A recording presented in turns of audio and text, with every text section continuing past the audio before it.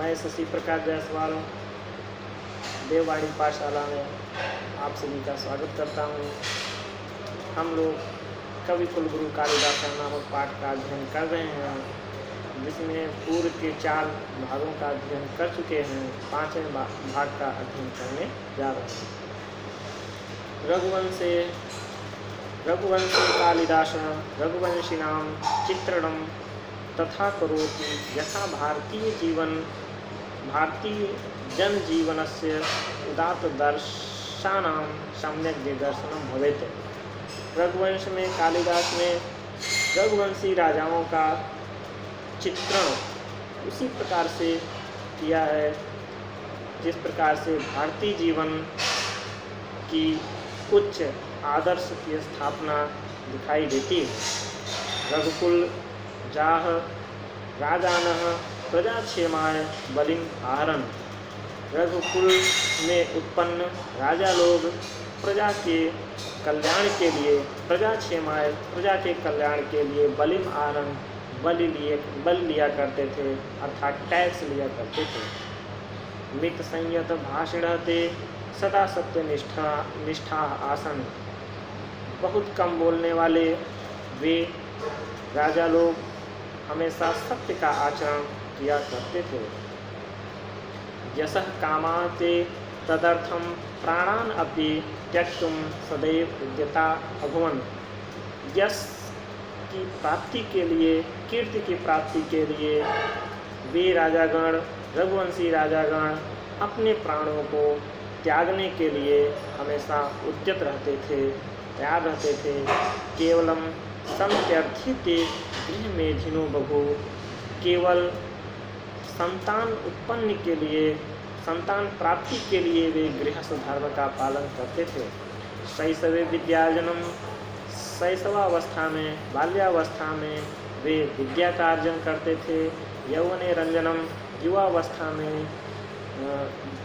भोग इत्यादि करते थे। वार्धक्ये मुक्त्यर्थम मुनिवद आचरणम तेषाम। और वृद्धावस्था में मुक्ति के लिए मुनिवत आचरण, मुनि की तरह आचरण वे करने का व्रत लेते थे। बाल वृद्ध वनितादीनां यदाचरणं कालिदास काव्ये निरूपितं तत्सर्वथा भारतीय संस्कृत गौरव अनुरूपम एवं। बाल, वृद्ध और स्त्रियों आदि का आचरण कालिदास के काव्य में उसी प्रकार से निरूपित किया गया है जिस प्रकार से भारतीय संस्कृति गौरव के अनुरूप हो। आहिमोतं सिंधुवेलाम।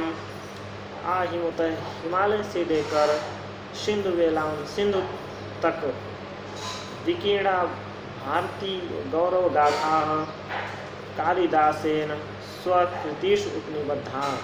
अर्थात हिमालय से लेकर सिंधु तक, समुद्र तक भारत की जो गौरव गाथा कालिदास ने अपनी कृतियों में निबद्ध किया है। रघुवंश में मेघे, मेघदूत में कुमार संभव ने च भारत देशस्य विविध भागानां गिरिकाननादीनां यादृक् स्वाभाविकं मनोहारि च चित्रं लभ्यते।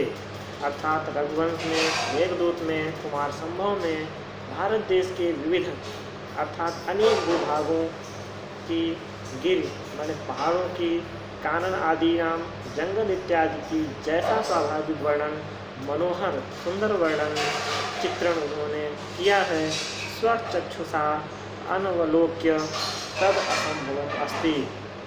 वह अपनी आँखों से देखे बिना ऐसा वर्णन संभव नहीं है। अर्थात निश्चित रूप से वे देश के विभिन्न भागों में भ्रमण किए रहे होंगे। तथापि विधम तस्य देश प्रेम तस्य काव्योत्कर्ष समुद्रयति। उसी प्रकार से उनका देश प्रेम उनकी काव्यों में, उनके काव्यों से सुदृढ़ होता है, काव्यों में दिखाई देता है। संत तत्र अनल्पाः संस्कृत कवयः किंतु कस्यापि कालिदासेन साम्यं नास्ति। निश्चित है कि संस्कृत में बहुत से कवि हैं, किंतु कालिदास के समान कोई नहीं है। साधुक्तम केनचित कालिदास अनुरागिणा, कालिदास में अनुराग रखने वाले, प्रेम रखने वाले किसी कवि ने कहा है कि पुरा कवि नाम गणना प्रसंगे कनिष्ठिकाधिष्ठित कालिदासः अद्यापि तत्तुल्य कवेर भावाद अनामिका साथवती रही। प्राचीन काल में जब कभी कवियों की गणना का जब प्रसंग आता है तो कालिदास का स्थान कनिष्ठिका पे स्थित है। अर्थात जब भी हम गिनती करते हैं, किसी भी की भी गिनती करते हैं, तो सबसे पहला अंक जो है हम कनिष्ठिका अंगुली से प्रारंभ करते हैं। इसलिए कवियों में जब प्रथम गणना होती तो प्रथम स्थान कालिदास का आता है, और कालिदास के बाद उनके समान कोई दूसरा कवि ही नहीं हुआ। इसलिए कनिष्ठिका के बाद दूसरी उंगली का नाम अनामिका पड़ा, क्योंकि कालिदास के समान कोई दूसरा कवि नहीं हुआ। जयतु संस्कृतम जयतु।